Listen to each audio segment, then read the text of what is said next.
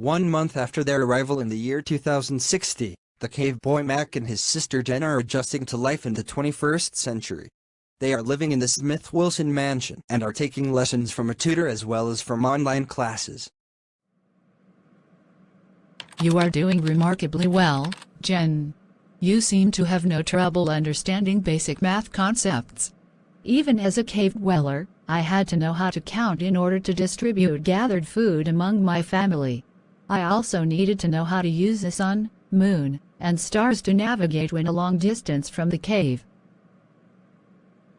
You say you want to become an auto mechanic like me? Yes, Mr. Sterling.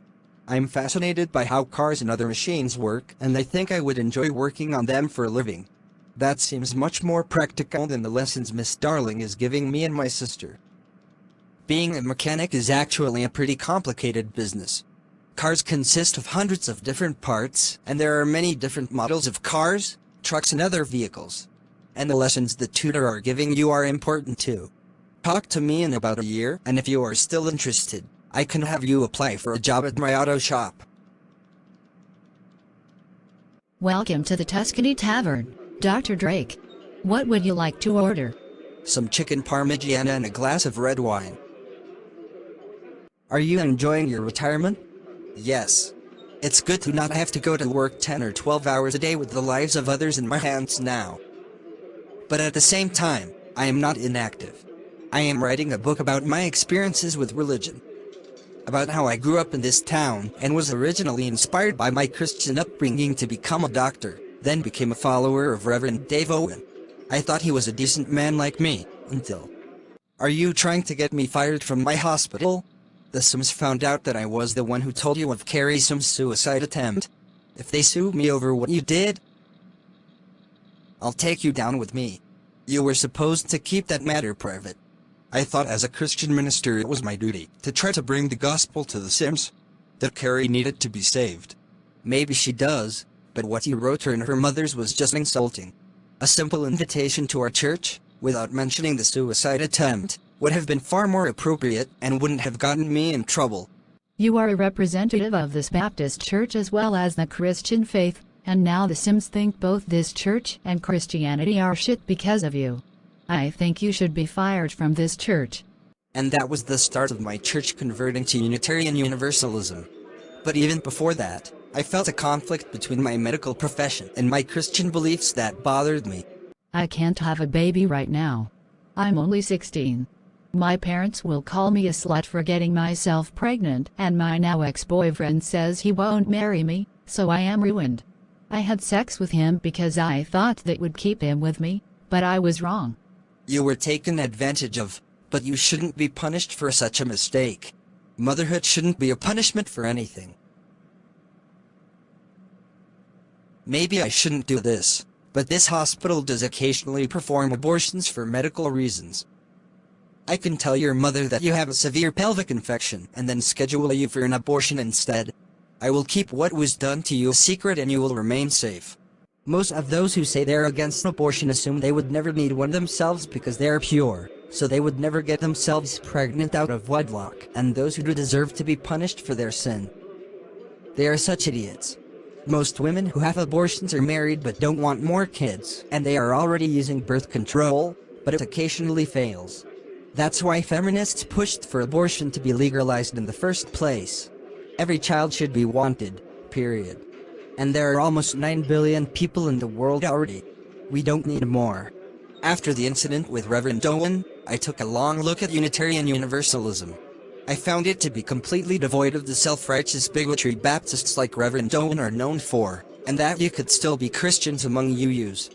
Once I understood that, it was a simple matter to explain all that to the others at my church. I found out that the Southern Baptist Convention began in 1845 when they rejected a motion against slavery favored by Baptists up north. This was before the Civil War, which ended slavery. By contrast, most Unitarians and Universalists have always been against slavery and the racism that was used to justify it. Don't you think we'd be more loyal to Jesus if we were not members of a church that was part of a racist movement? You are right. Jesus never condoned slavery, and I don't think he was racist either. Your Aunt Carla, and Jason Laker had many such conversations with various members of the Baptist Church and gradually won most of them to our side. And the final blow came when the Sims and the Smiths came to visit our church and explained to us exactly why they were atheists and formed their own UU fellowship to oppose our Baptist teachings. They proved we were wrong and they were right. Remember that Jesus, said to be the founder of Christianity, was a Jew, as were his early disciples. Therefore, anyone who is a genuine Christian would also love and respect the Jewish religion and people. Anti-Semitism should have absolutely no place among Christians. Jesus himself wrote nothing that survives to this day. What you read about him in the Christian scriptures, commonly called the New Testament, are second-hand accounts of what some people thought he said. Do not take those quotations at face value. Do not believe that the Bible or any part of it is the infallible Word of God. That is actually an insult to any real God that may exist. Remember that one form of idolatry is attributing God's glory to anything man-made, including books that have references to God himself in them. The many references in the Christian scriptures to the coming of the kingdom of God were interpreted by many Christian leaders as referring to the literal coming of Jesus to conquer the world and directly rule it afterwards. This is absurd. If that was the case, it should have happened while the generation that lived in the time of Jesus still was around. They have all been dead for over 1900 years. Those prophecies must already have been fulfilled with the rise of Christianity to take over the formerly pagan-dominated Roman Empire. Writers like Hal Lindsey, who claimed otherwise, were lying to us. Remember that the Apostle Paul, who wrote about half of the Christian scriptures that were later accepted by the early Christian community as valid, was not even an original disciple of Jesus. He led some of the early Christians, including many from non-Jewish backgrounds, in a very different direction from the groups that consisted mostly of Jews. The Jewish groups eventually faded away, leaving the non-Jewish ones. The result was a badly distorted faith. After all these centuries, we simply have no way of knowing if Paul was a legitimate Christian leader or not. In most cases, you must be a Christian and nothing else. Do not claim as your primary religious identity any subdivision within Christianity, such as Roman Catholic, Baptist, Methodist, Mormon, or anything else. You would be a Christian who might go to a Baptist or Catholic church, but that's it. Reject as necessary or justified any division within a Christian community that claims to be the one true religion.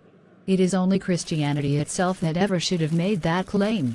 Not Mormonism, not the Jehovah's Witnesses, nor any other such radical reformist or restorationist group within Christianity. These are simply additional divisions that do more damage to the credibility of Christianity itself. There is one exception to this: if you are also a member of a religious group that is actually multi-faith, like the Unitarian Universalist Association. Then you should distinguish yourself from non-Christian UUs, but also celebrate the UAism you have in common with them. Next to take the podium was Lucy.